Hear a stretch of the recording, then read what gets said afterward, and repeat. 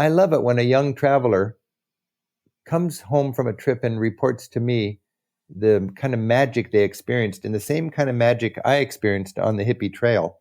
And they did something that's not iconic. It's not the Camino or something like that everybody's doing. They just made their own Hippie Trail in a part of the world they were curious about. They didn't have the safety net. They didn't have a lot of money. They became temporary locals. They got out of their comfort zone, and it was a transformational experience. Get ready for an absolutely unique and incredible episode today. In fact, this is my dream episode in many ways. I'll tell you why in a moment. That was, of course, Rick Steves, the travel legend. His work has had a huge influence on me, both as a young traveler on the ground, backpacking through Europe, and later as a budding professional podcaster with dreams of creating something, anything that could in some way help people achieve their travel dreams. And for over 4 decades, that's exactly what Rick has been doing through his work. He's been at the forefront of the travel industry, helping millions of people see the world through his best-selling guidebook series, his popular public television show, his public radio show, his travel columns, his group tour company, which takes 30,000 travelers to Europe annually, and of course through the free travel information he offers on his website, ricksteves.com. And he's got a new book. It's called On the Hippie Trail, Istanbul to Kathmandu and the Making of a Travel Writer. And what makes this book so unique is that Rick was 23 years old when he set off on July 14th, 1978, to go on the adventure of a lifetime on the legendary Hippie Trail. And he kept a journal and decided to essentially publish that journal from 23-year-old Rick Steves, pretty much edit free. And it's really a glimpse into not only what it was like on the Hippie Trail, but where Rick was at that time in his life. And it's pretty bold. I mean, I can't imagine publishing one of my journals. And I think that it just is a testament to Rick and how open and honest and transparent he is and has always been with his work and sharing his perspective. And I thought, as a fan, what conversation do I want to hear? I wanted to hear 2 of my favorite authors, 2 incredible travel writers, have this chat. So I asked Eric Weiner to be a guest host for this show. He's an award-winning journalist, a New York Times bestselling author, a speaker. His books include The Geography of Bliss, The Geography of Genius, Man Seeks God, his most recent book, Ben and Me. We had him on the show for that. And a lot of people don't know that Eric is a former foreign correspondent for NPR and reporter for the New York Times. So he's got mad interviewing skills. And he's also spent a lot of time in India and other places on the Hippie Trail. And I thought, wow, do I get to be a fly on the wall here? Put these 2 together and just hear them have an incredible conversation about writing, about travel, about what it means to take a transformative trip like this, overland on the Hippie Trail. And that's what you're going to hear today. You're going to hear the episode that I wanted to hear as a super fan of both Eric and Rick, and we're going to get into it right now. So buckle up, strap in. Thanks for being here, and welcome to the Zero to Travel podcast, my friend.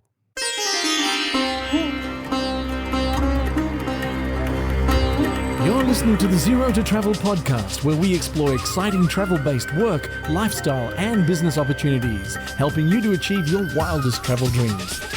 And now your host, world wanderer and travel junkie, Jason Moore. Hey, it's Jason here with ZeroToTravel.com. Welcome to the show, my friend. Thank you for hanging out, letting me bring a little travel into your ears today. This is the show to help you travel the world on your terms, to fill your life with as much travel as you desire, no matter what your situation or experience. Couldn't be more excited for this one. You're about to hear an epic conversation. I should have mentioned at the top Eric's website as well, ericweinerbooks.com. We'll link up to that so you can learn more about him, and of course ricksteves.com for all of Rick's stuff. Before we dive in, a quick reminder, zerototravel.com/newsletter is where you can get our free newsletter. It goes out once a week.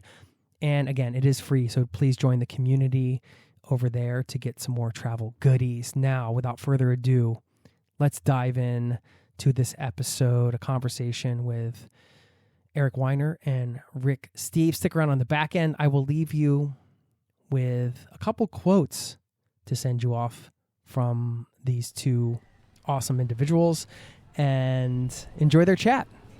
I'll see you on the other side. Cheers.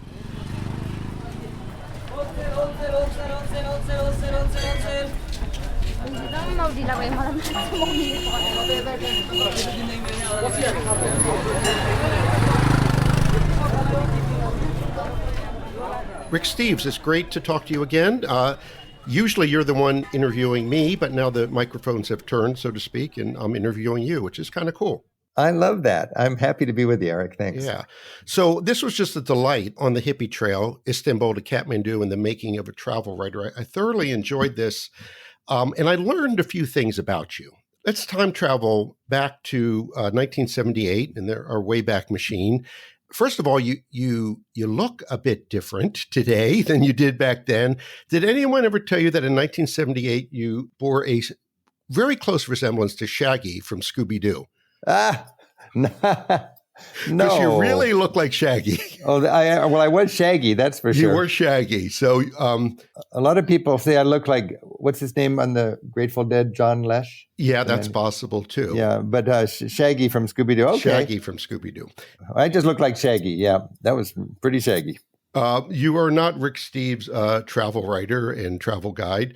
You are a piano teacher. I did not know that about you, but I guess it makes sense because your father was a band leader and a piano technician, I take it. Do you ever think that had you not taken this journey from, I believe, Frankfurt all the way to India and Kathmandu, you might still be a piano teacher? I do think about that because I really wanted to be a piano teacher. I loved being a piano teacher. You know, it's a part of your community. I loved working with the kids. I love music. My girlfriend was a piano teacher. We were going to get married and move our grand pianos together. You know how grand pianos can kind of nestle together. And we'd have a kind of a reasonable livelihood and be able to travel every summer, and it would have been great.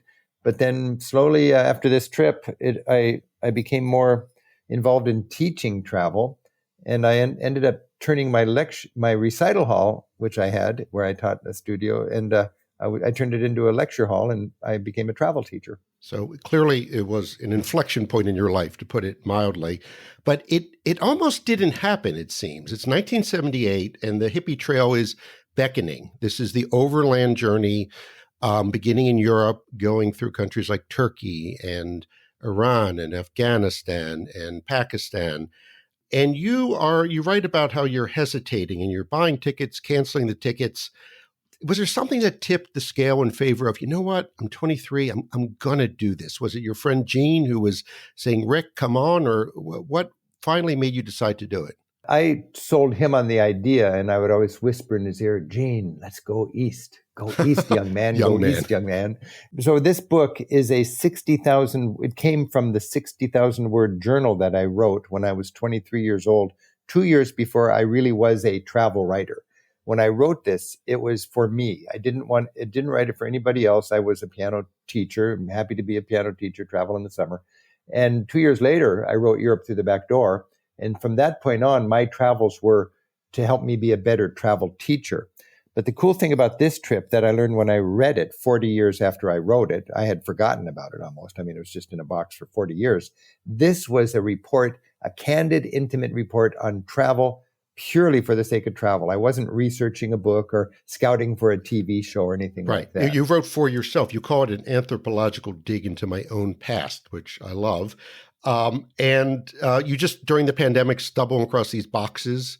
I'm impressed with two things. That one is that you kept a journal, 1,000 words a day. That's twice what Hemingway did, by the way. And that you can still read your handwriting 42 years later. Mine, it has a shelf life of about 48 hours, beyond which it's indecipherable. I know what you mean. And when I write my notes now in my research, it looks like, I think Leonardo da Vinci wrote backwards and inside out or something, so nobody could read it. I feel like I write in my own weird little handwriting that nobody can read it. I can read it for 48 hours and then I forget. But back then I had beautiful penmanship, and this is small print, and it was no lines on the book, and it really is quite legible. And I don't know, that was just a different me. Yeah. But the motivation for keeping the journal was for yourself to record the feeling, to memorialize the trip, to have something to turn back to. You know, Eric, I don't know, but every summer I bought it. It was a ritual for me. I bought a hardback empty book, And I remember thinking, a lot of people write a journal in a steno pad, and I wanted to write, those little spiral throwaway books. I wanted a book that would be with me for the rest of my life. Life never slowed down enough until the pandemic where I could actually read it 40 years later. But I bought every year one of these 200-page empty books, and I would fill it up. And I've got 7 or 8 of those for 7 or 8 years of travel. And then when I started writing guidebooks, I no longer had the bandwidth to do a journal, and all of my writing energy would share over. But I think, as the subtitle of the book goes, Istanbul to Kathmandu and the Making of a Travel Writer, this was clearly, when you read it and you're a travel writer, this was the work of a travel writer in training who didn't even know what was ahead of him. And when you unearthed these pages, these notebooks, and you read them, now you're reading words from your 23-year-old self. Did you recognize that self, or did you feel like you were reading the words of a stranger? To be honest, I forgot a lot of the details. So when I read it, it kindled those memories. It was me without the worldview that I have now. It was me not with no political, economic justice kind of concerns at all. I was just over there. Wow, they're skinning a goat. That's cool. Wow, they're selling marijuana in the market, just like pesto or basil or whatever. Terms like ethnocentrism, cultural appropriation meant nothing to you. In fact, I go back, Eric. I go back to some of these cities later, like Hebron in Palestine. That's where you have the tomb of Abraham, and Muslims and Jews worship at the same tomb with bulletproof glass between them. And now I go there and I go, wow, there's bulletproof glass. There's Jews here and Muslims there. And this is 4,000 years of heritage. I was in Hebron when I was 23, and I had no clue the importance of the city for Muslims and Jews. I just was on a cultural scavenger hunt having fun. I mean, it seems that you were looking at the world through what the Buddhists call beginner's mind. Exactly. That's exactly what I was doing. So you want to get from Frankfurt to Kathmandu by way of India. And even back in 1978, I believe they had airplanes. You could have flown, and you remark about that a couple of times. Gee, we could have flown. If India, we'll get into this, but India is sort of the promised land for you. That's where your heart is. Why not fly? You got to earn the trip. You can't just fly into it and have that magic. I don't think. I've interviewed Paul Theroux, and he's a big, firm believer in crossing borders instead of flying from capital to capital. And I agree with that very much. And for me, when Gene and I would open up the map, we had a map that was sold for Hippie Trail travelers that takes you from Istanbul to Kathmandu. And you open it up, it's this big, long map. And I measured the distance from here to Kathmandu by how many borders do we still have to cross. Borders were hurdles, and they were scary, and you didn't know what was next. And every time we crossed a border, we were farther away from comfort, meaning Europe, and closer to our Shangri-La, Kathmandu in Nepal. There was not much information. That's really a striking thing. And it was really like going behind the dark side of the moon with a bunch of other backpackers. We should point out there's no TripAdvisor. There's no Lonely Planet even at this point. You're just out there. And trains are romantic. They can be. Buses a lot less so. And you spend a lot of time, days upon days on buses. You take one gonzo ride through, I think, Turkey with the driver you call the pirate. You've got seats that don't recline. You've got other passengers' knees in your kidneys. You even get into a fender bender or a bit of an accident at one point. Were you forever put off from buses after this trip? Because it sounds awful. Well, it sounds awful in the moment, but in retrospect, it was great. In Turkey they call a minibus public transportation service a dolmuş, and that's the Turkish word for smashed. And everybody is smashed into this bus, and we were that way. Buses were crazy. You throw your stuff up on the roof, and you're just at the mercy of the driver when you're going to have a rest stop or whatever. And it was an odyssey, and there was no other way to do it. You were human hummus aboard the bus, basically. Human hummus, that's great. The cover of the book has this beat up little bus packed with people and just many people on the roof. Where was that taken, by the way, that picture on the cover? That's at the border of Afghanistan, Iran and Afghanistan. bus travel was, well, you just ad-libbed it. I mean, if you don't, we took a couple of planes in India, but generally there were no train connections until we got to Pakistan.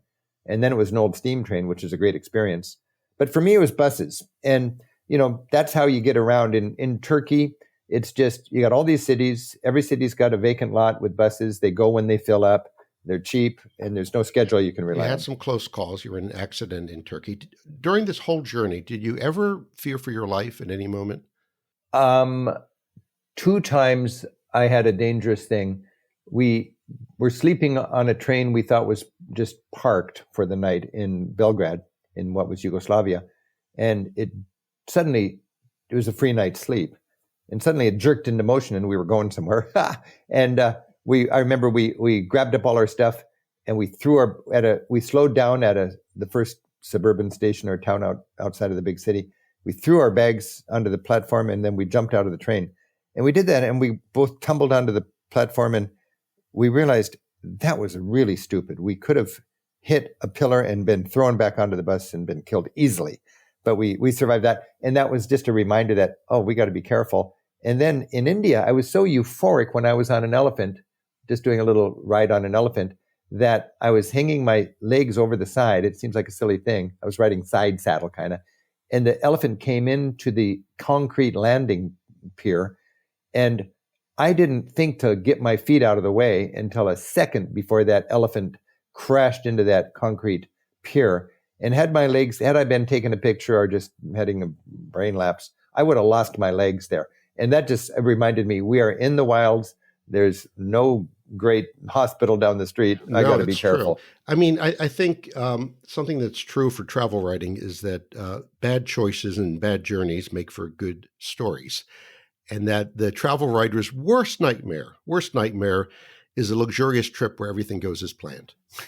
Amen. That is so true. The more you spend, the more you get yourself out of the fray. And you've got to have yourself in a world where things can go wrong, but you don't want to be foolish and risk-taking, and where serendipity presents itself. If you're too careful, you don't have serendipity. So you want to travel with the option of serendipity. And then when serendipity knocks on your door, you got to say yes. You got to open that door. So let's talk flea bag hotels, of which you stayed in quite a few. You got to know cockroaches fairly intimately, it seems. I love the story of in Turkey, you're at a flea bag hotel in quotes, and you complain about the dirty sheets, and they turn them over as the solution.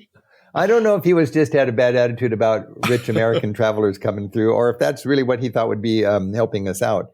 But we realized there's a different standard here. That was a hotel with no locks on the doors, with dirt floors, with windows that were basically window sills or window frames that didn't have anything in them, and that's where you slept for the night. And it was $1 a night in a place like that. And you didn't have what you would expect in a hotel. And then occasionally you would get fed up and you would splurge $5, even $10 a night. And it seems you're engaging in what I call intermittent luxury. The idea being that if you're always traveling first class and flying first class, you don't appreciate it. But when you get the, unexpected upgrade, you do appreciate it. Is that still your philosophy? Well, on that trip, Eric, I think about halfway through, we realized, we're getting sick and we've got a few extra bucks. And for $5 instead of $1, you can actually have a safe and comfortable hotel and a refuge from all the chaos in the streets. And just for your own sanity, you need a place where you can sit by the pool and not be pestered by beggars and con artists and hustlers. And that's what a good hotel would give you. And then you appreciate it more because you've just stayed in a lot of bad hotels, right? Yeah. And the question about, do I resort to that now? That I was thinking, could I have this trip today? And I don't think I could, because I'm not that rugged anymore. I want to have these experiences, but I want to have a good bed at night. I want to have a safe place to leave my gear, while I'm out and about. I want that refuge. I want to shower. And that's just the consequence of being older and wealthier. But you can still get out there and get into that swirling mosh pit of cultural surprises. But I like to have the refuge. And when I travel, anywhere I travel now, I have that refuge. I mean, oftentimes it's with a TV crew, and you got to have a place where you can charge your stuff and safely leave all your gear and your shot footage and everything. So no more flea bags. But you were haggling, and I could see in the page that you were struggling with, I'm getting ripped off here as a foreigner. And then at the same time, you're thinking, well, what am I doing? It's between $1 and $1.50. So you seem to go back and forth on whether you should allow yourself to be ripped off. And it seems by the end of the trip, you're saying, you know what? Let them rip me off for a few dollars. When I read through the book, I was just in a recording studio doing the audio version of the book. And it was just fun to read on the Hippie Trail from beginning to end after it had all been finalized and written. And I noticed I did have this ongoing struggle about, should you insist on a fair local price as a matter of principle, or are you doing that to defend your budget? And when it's $2 or $3 difference, it doesn't really matter on your budget. It was a matter of principle for me. I just felt like it's correct that there's not two standards of price. But then I rethought that, and I realized, the amount of money I make in an hour of teaching piano at the time compared to the amount of money they would make working in the fields for that time, I must be making at least 10 times as much per hour, and I was just a kid. So I thought, let them rip me off. So I wasn't so indignant about that. So did you cringe when you reread these pages now as older Rick? Did anything make you cringe? Because you say explicitly in the beginning that you did not change these words to make yourself sound older and wiser. But you are older and wiser. And I've been trained to be more thoughtful and sensitive in my reporting, which is just common sense, and it's maturity, and it's respect, and it's the right thing. But when I cringe, when I read it, I don't cringe, even though I was talking about things in a way you couldn't get away with today, as far as just talking about people who had physical disabilities or people who were obese or. But you chose to let the words speak for themselves. You did not. I let the words speak for themselves because I believe that we shouldn't judge people or eras in the past by our standards today. I believe we're all evolving and becoming more thoughtful and sensitive, and that's great.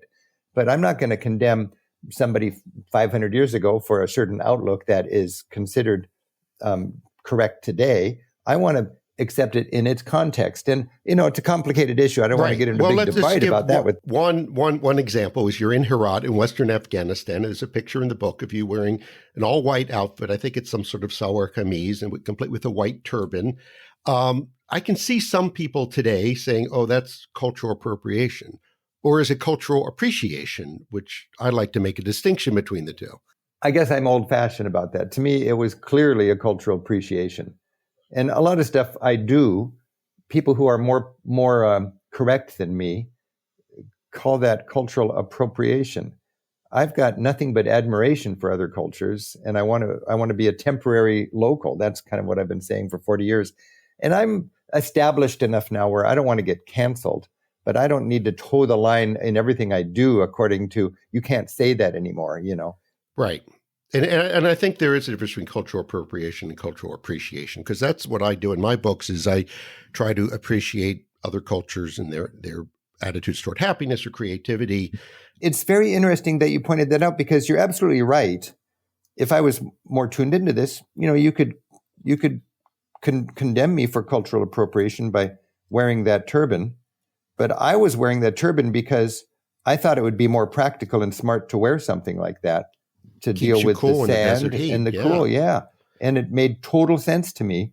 And I thought, why am I wearing these tight Western clothes when I could really go local, and not go local just by eating and drinking what they're eating, but by wearing what they're wearing? It was fun. No, I agree. And you get involved. You don't just observe. You seem to carry hay literally in a couple countries, Afghanistan and India. I think it was a track by tractor in Afghanistan on your head in India.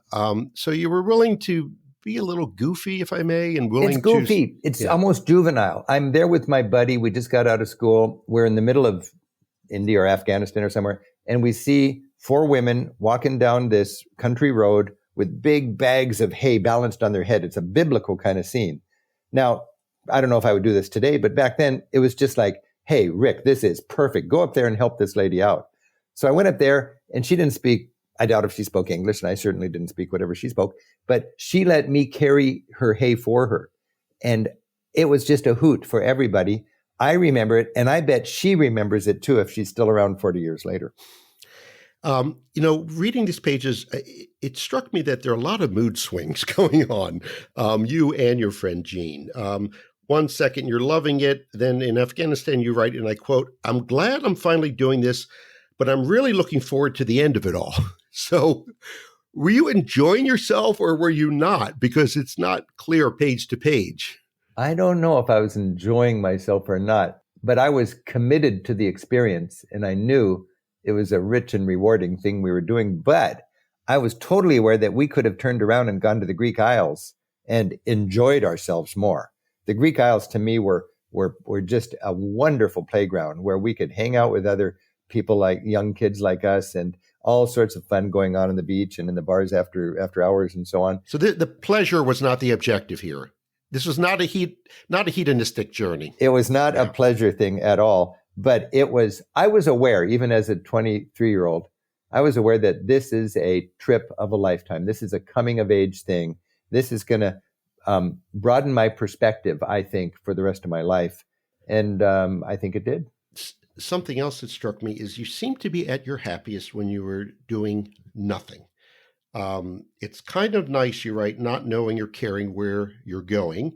And in Kashmir, I believe you engage in what I call premeditated indolence, and you engage in what you call intensive nothing and relaxation. So you're taking this trip that's active, you're riding buses and trains and you're seeing things, but on the page, at least, you're at your happiest when you're just doing nothing. What's going on there? Well, that's almost like the trip is work and the nothing is a weekend.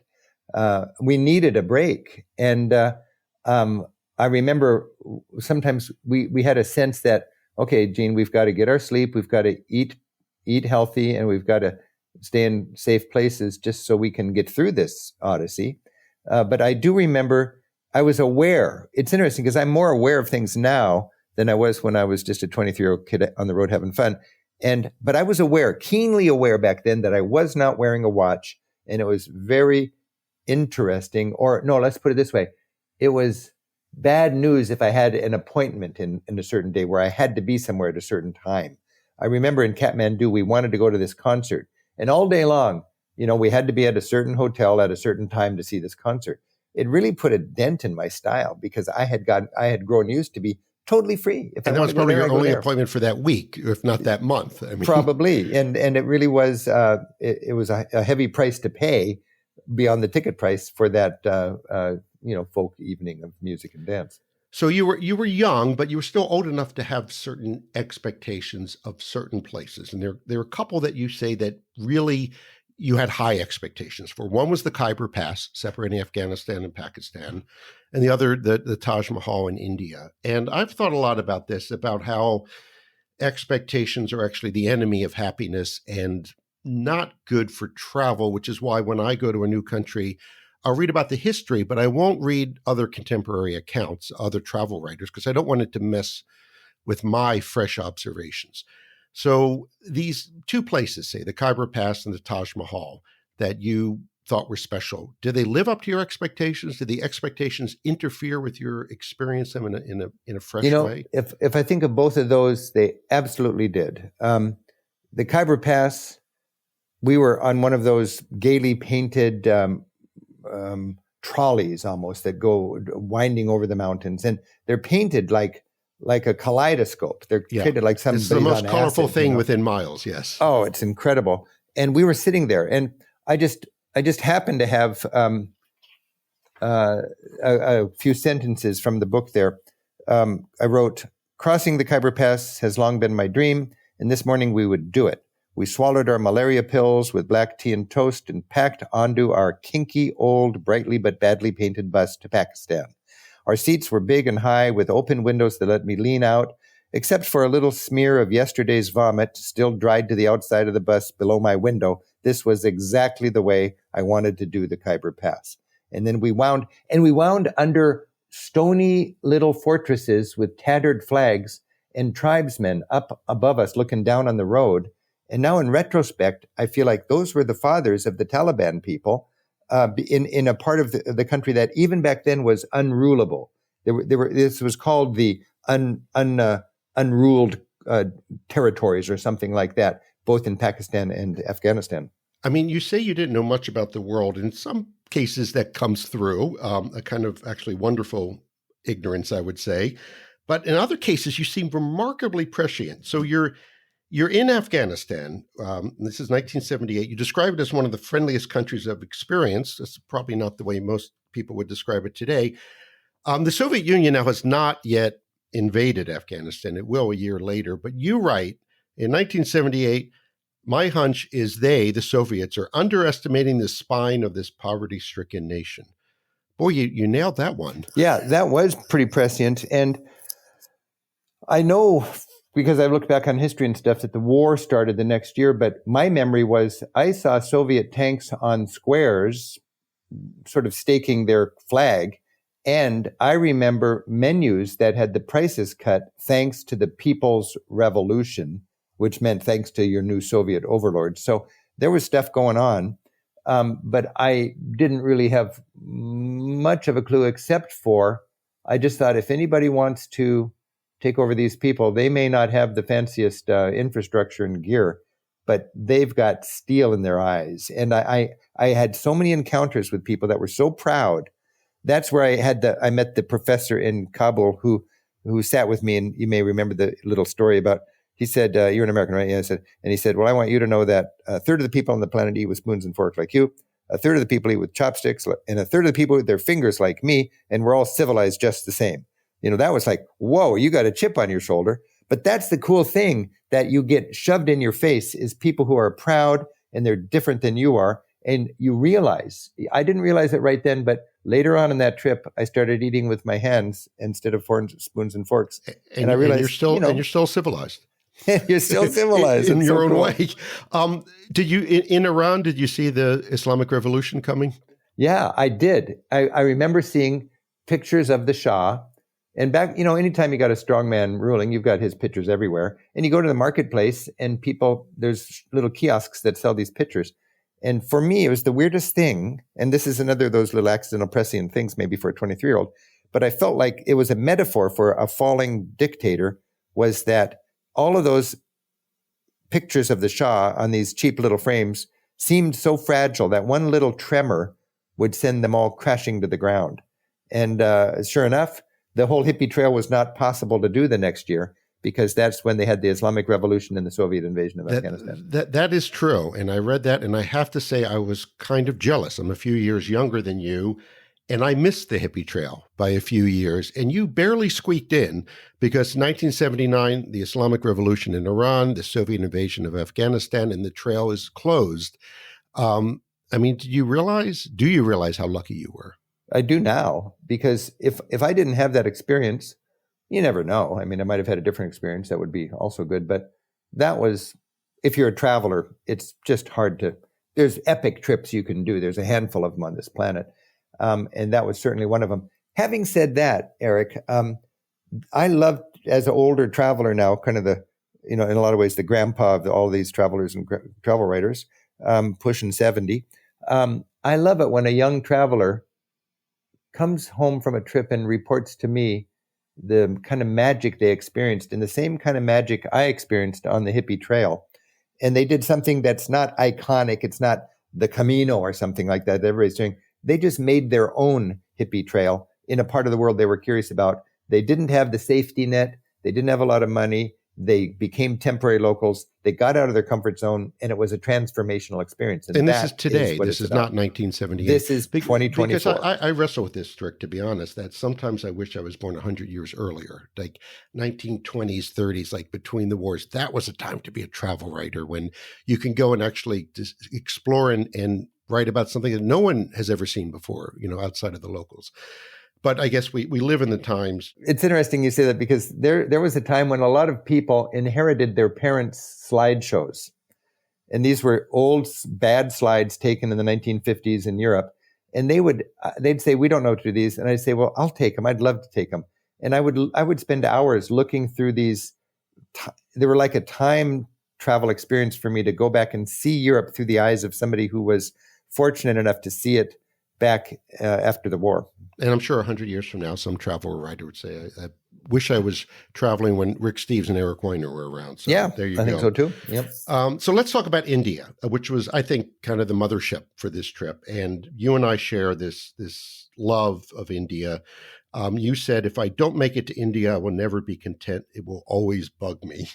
And then you describe when you arrive as, I strangely felt like I was coming home. Now, you grew up in Edmonds, Washington, and as far as I can tell, India is very different from Edmonds, Washington. So what do you mean when it felt like you were coming home? I don't know. It's the craziest thing, but I had traveled all that way across so much arid wasteland and desert and nerve-wracking borders and this burned off territory where the only thing on the horizon was a bunch of stones that marked a cemetery or a few rocks that were an old fortress. And now you're coming out of the Khyber Pass across Pakistan, and you've got this lush, densely populated Hindu world, which is so green and so just plush. And I had never been there before, but for some reason I've always dreamed of going there. And when Gina and I walked across that border into India, we really felt like we were coming home. Part of it might have been the British heritage there and the infrastructure they had and the fact that they speak English, and I could read the Time magazine and the Newsweek magazine was all India, but it was the same format as Time and it was in English, which I really appreciated. But there was something about India that just was coming home, and it really was, and I was not disappointed, and I don't know why, but I just love it. I feel the same way. I feel that everyone has a soul place, like they have a soul mate, that one place that they're meant to be. And for some people, it's India. But India is not easy, okay? It is not easy. It wasn't easy then. It's still not easy. I like to say that if you find any street corner in any Indian city, large or small, turn around in 360 degrees and you will see the best and the worst of humanity. It's all there, very densely packed. And one thing that frustrates you in India is the time or the lack of time management. They act, quote, as if time has no value. You say, and I love this line, in India, time is like bubble gum, a mix of worthless and forever. Yeah. And that is brilliant. That's a good line. Yes, it is a good line. But you sort of indicate that India changed your relationship toward time. Can you talk about that a bit? Well, I'm really American in my approach to time. I mean, if you take a Rick Steves tour, the first commandment is punctuality. And we've got a lot to do. We're going to be well organized. And if you're 5 minutes late and there's 20 people on the bus, you just stole 5 times 20, 100 minutes of group time. And we're going to leave you if you do that again. In India, I learned, it occurred to me, we talk about time like it is, like money. Think about the terms. We spend it, we invest it, we waste it, we bank it.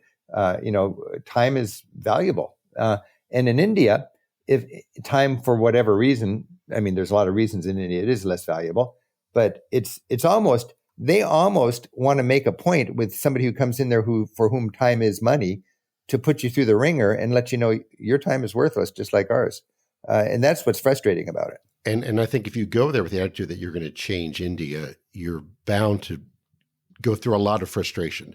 It's been around thousands of years. They're not going to change. Either you bend or you break. And I lived in Delhi for a few years and I decided to bend.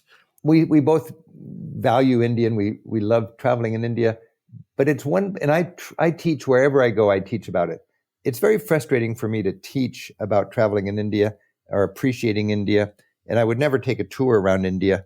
Europe is so much more predictable about what people will like and what they're looking for and what you can learn.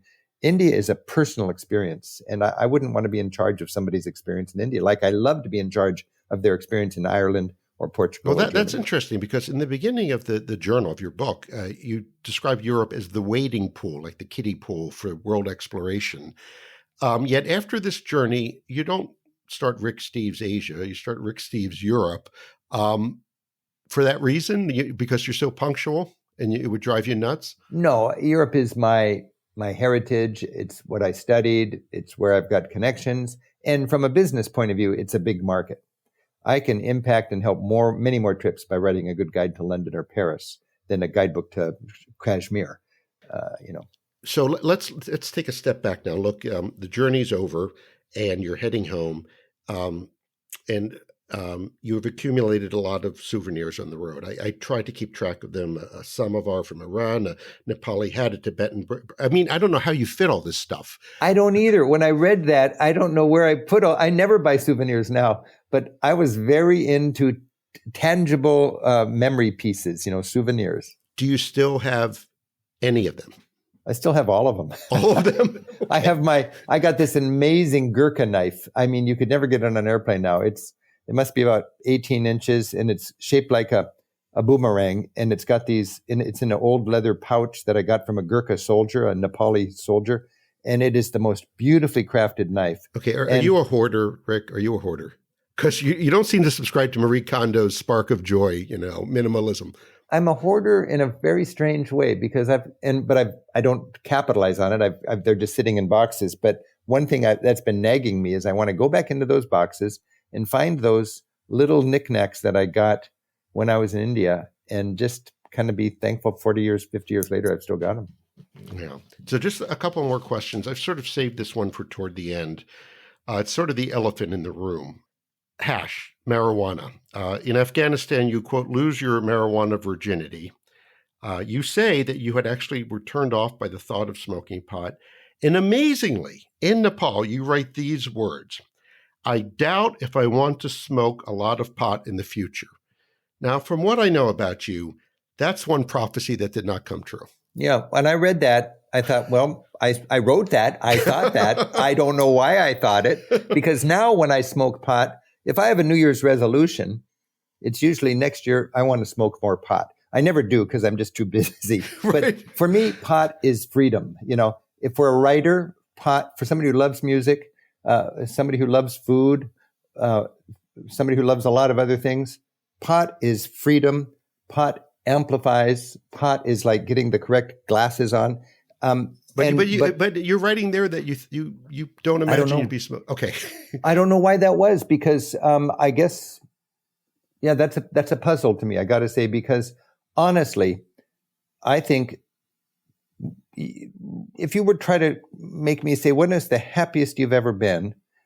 It would probably be at Pie. There's a few places, but certainly Pie and Chai. That's the hippie hangout tea shop where they have apple pie coming out of this medieval oven in Kathmandu, I believe. In Kathmandu, yeah. And it's where all of the philosophers and hippies and freaks would hang out, for whom time was not money, and they had got over being homesick, and that just is where they spent time together. And to go there and enjoy that apple pie, enjoy the altitude, enjoy the Himalayas all around you, enjoy the Doors or the Who or the Stones, and to be smoking pot with these other kindred spirits. Was that your happy place on the trail? With monkeys in the trees looking down at you. God, that was great. Yeah. I can see you just traveled back in time there to 1978 for a moment. But we're back here. Yes. Okay. Wake up, Rick. So they say that memory, and just to wrap up, that how we remember something is not the same as how we experience. And memory is not just hitting the record and then the play button. Memory is a creative act, right? So when you're remembering the trip, you're actually recreating it literally. So do you remember this trip differently? And does it sort of evolve or morph over the years? Does it become better? Do you forget all the discomforts, or do you remember them? I don't know. It's interesting because in my work, I'm always telling anecdotes about travel, and I draw on a lot of anecdotes from this trip when I'm trying to teach different things, especially in my travel as a political act talk. And there are a few things that I read in this book that, again, was a time capsule for 40 years of a story that I've been telling. And for some reason in my mind, the story has morphed into something essentially the same, but with different details. And I feel bad because I've been telling a story as if it exactly happened that way when my memory changes over time. Because I trust the journal. The journal is exactly what happened because I wrote about it that night. So things change in my memory over time, but the lesson and the essence of it is true to spirit. And I'm just thankful for the book because it affirms some thoughts I have, It reminds me how I've progressed in my thinking in a lot of ways, but it also reminds me of how insightful I was and curious I was as a kid. Yeah, no, you were. So one of my, in fact, my all-time favorite travel quote is from the writer Henry Miller. He said that one's destination is never a place, but a new way of looking at things. So my question to you, Rick, is what new way of looking at things emerged from this trip on the Hippie Trail? I think it's a line I use in my writing.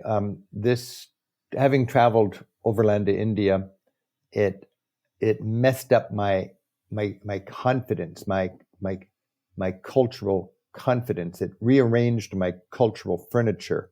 It taught me that I may know music, but I don't know music. I know music in a Western sense with meter and mode. And then you go to India and you realize there is classical music that makes no sense at all to my Western ears, that's just as sophisticated and beautiful, that turns its back on our concept of meter and mode. 2/4 time, cut time, waltz time, 3/4 time, or mode meaning minor or major, just the arrangement of half steps. So you didn't know what you thought you knew.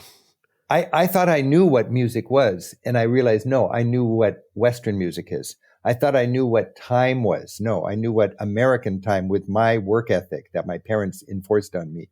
I thought I knew what love was. India has more joy than America, but it's cumulative joy. It's not per person joy. It's a big, big compost pile of joy with a lot of sorrow. Joy in a way. But the gross national joy in India is mind-blowing.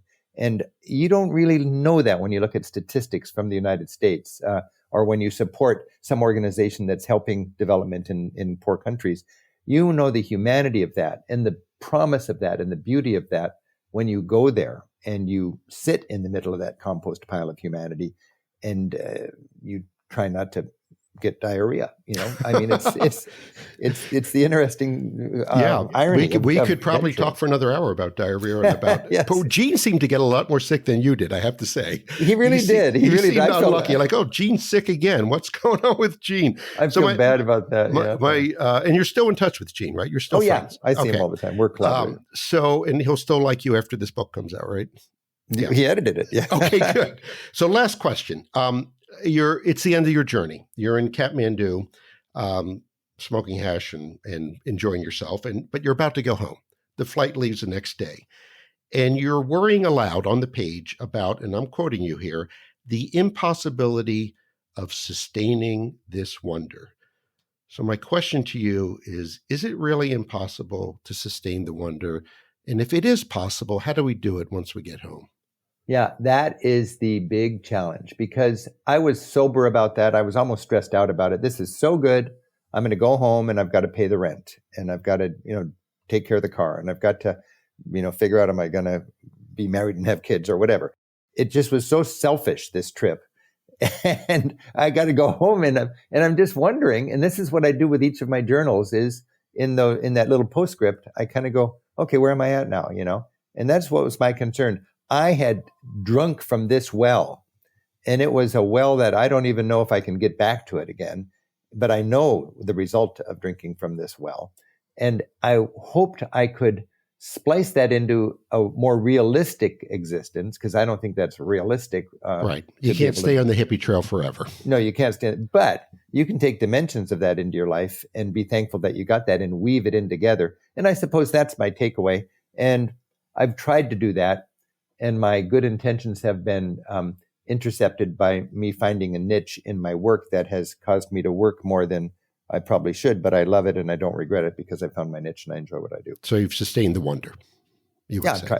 Yeah. Well, I also know that we can aspire to that. We can do better because I've been there. Amen. The book is On the Hippie Trail, Istanbul to Kathmandu and the Making of a Travel Writer. It was a real treat and it was a real pleasure talking to you, Rick, and I hope to see you out there on the trail, hippie or otherwise. Hey, Eric, I think we're both hippies at heart, and we just have a little more perspective that comes with yours. So there you go. Thank you. It's been a pleasure. Take care, Rick. Happy travels. Bye-bye.